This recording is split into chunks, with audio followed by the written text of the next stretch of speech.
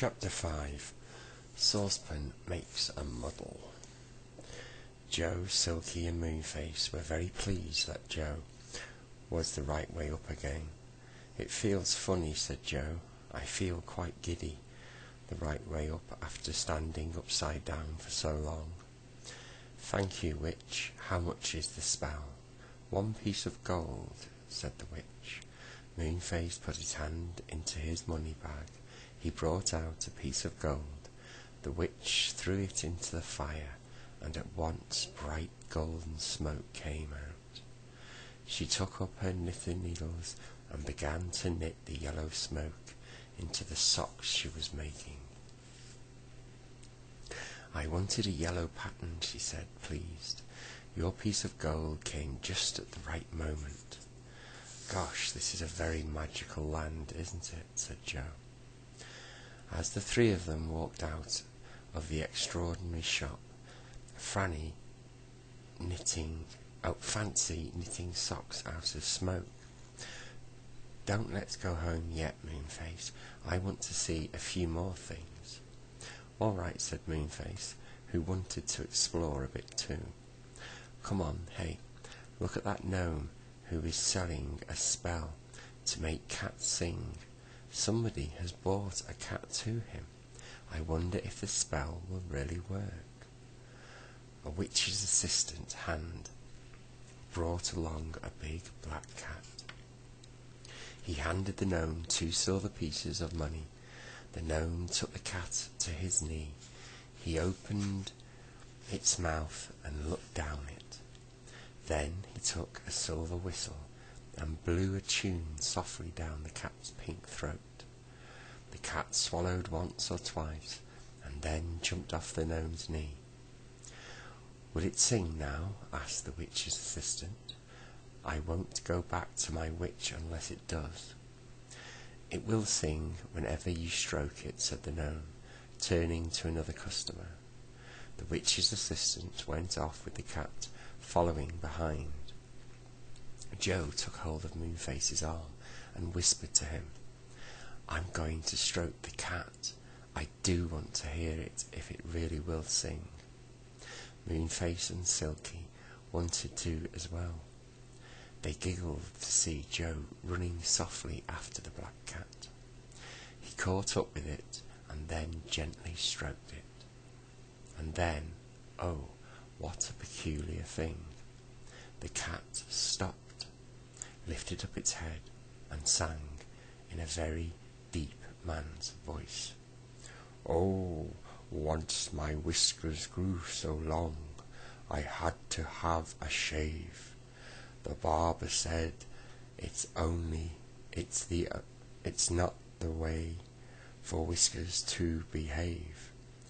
If you're not careful, my dear cat, they'll grow into a beard, and then a billy goat you'll be, or something very weird. Oh, once my tail became so short, it hadn't got a wag. The baker said," but whatever the baker said about the cat's short tail, nobody ever knew. The witch's assistant turned around in surprise when he heard the cat singing, because he knew he hadn't stroked it.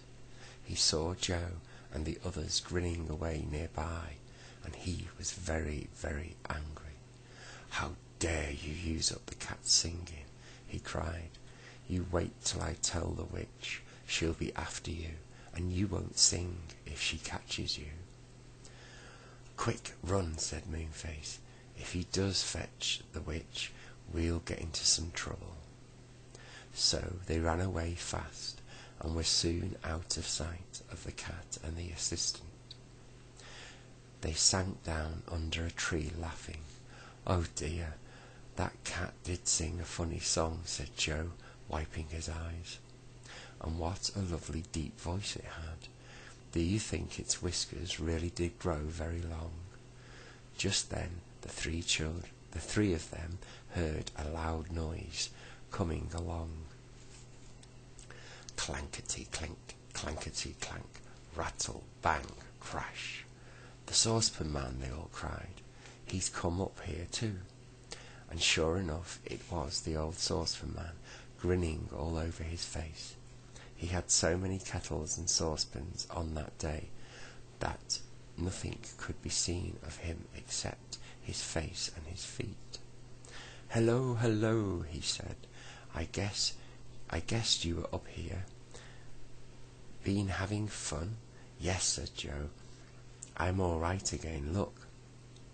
It's so nice to walk the proper way up again. And, oh, Saucepan, we just heard a cat sing." Saucepan actually heard what Joe had said, but he couldn't believe that he had heard it right, so he put his hand behind his ear and said, "What did you say?" "I thought you said that you'd heard a cat sing." "But I heard wrong again, I know I did." "No, you heard right," said Moonface. "We did hear a cat sing." "Let's go and explore a bit more," said Joe. So they got up and went off. A witch was selling a spell to make ordinary broomsticks fly through the air. The four of them watched in amazement as they saw her rubbing a pink ointment on the broom handles belonging to an elf.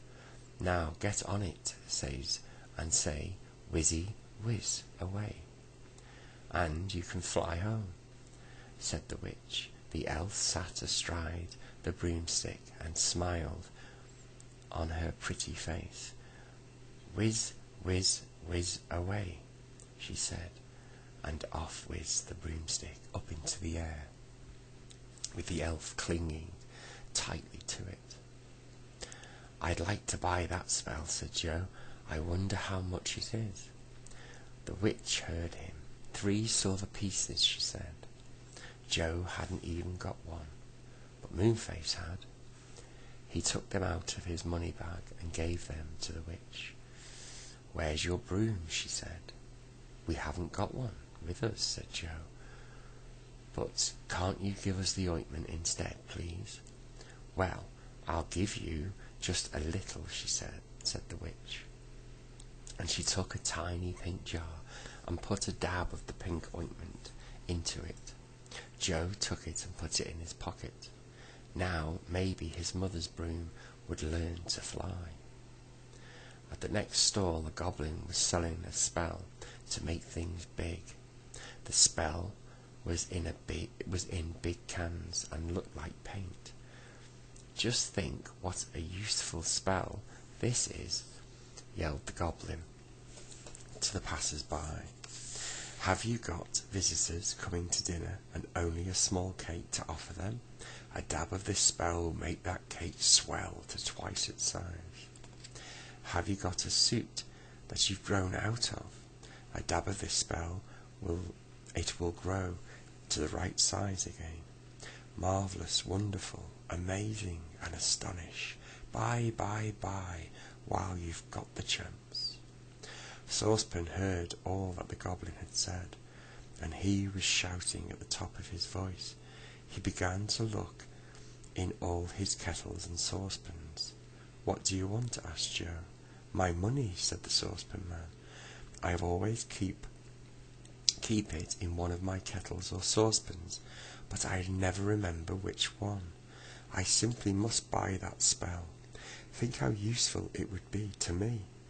Sometimes when I go round selling my goods, a customer will say to me, 'Oh, you haven't a big enough kettle.' But now I shall be able to make my kettles just as big as I like. And we can dab the pop cakes with the spell too, and make them twice as big." He found his money at last and paid it to the goblin, who handed him a can of the spell. Saucepan was very pleased. He longed to try it out on something. He took a brush and dabbed a daisy nearby with a spell. The daisy at once grew to twice its size. The saucepan man dabbed a bumblebee, and that grew enormous. It buzzed around Moonface, and he waved it away. "Saucepan, don't do any more bees," he begged. "I expect Their stings are twice as big too. Look, let's go to that store over there and buy some treats. It would be fun to make them twice as big. They hurried to the shop, but on the way a dreadful thing happened. Saucepan fell over one of his kettles and upset the can which had the spell in it. It splashed up, and drops of it fell on to Moonface, Silky, and Joe, and the old saucepan man too. And in a moment they all shot up to twice their size. Silky grew to 3 times her size, because more drops fell on her. They stared at one another. How small the land of spells suddenly seemed. How little the witches and the goblins looked. How tiny the shops were. Saucepan, you really are careless, cried Moonface angrily. Look what you've done to us. Now what are we going to do? Silky clutched hold of Moonface's arm. Moonface, she said, oh Moonface, do you think we are too big to go down the hole through the cloud? Moonface turned pale. We'd better go and see, he said. Come on, everybody. Frightened and silent, all 4 of them hurried to where the hole led down to the faraway tree. How little it seemed to the 4 big people now. Moonface tried to get down. He tried to get down. He stuck. He couldn't slip down at all. And it was no use, he said. We're too big to go down. Whatever shall we do?